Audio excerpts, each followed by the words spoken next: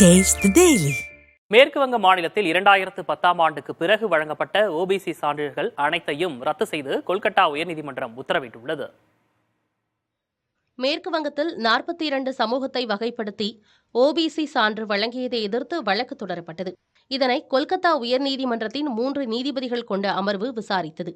உண்மையான ஓபிசி பிரிவைச் சேர்ந்தவர்கள் இதனால் பயனடையவில்லை என்றும் 2010ஆம் ஆண்டுக்கு பிறகு விநியோகிக்கப்பட்ட ஓபிசி சான்றுகள் அனைத்தும் சட்டவிரோதம் எனவும் நீதிபதிகள் தீர்ப்பளித்தனர்.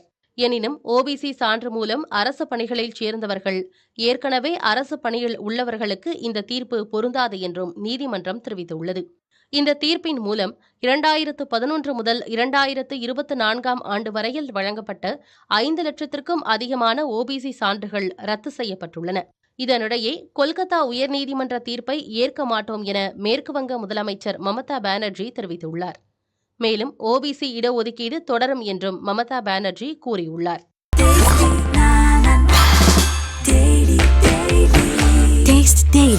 Taste the Daily.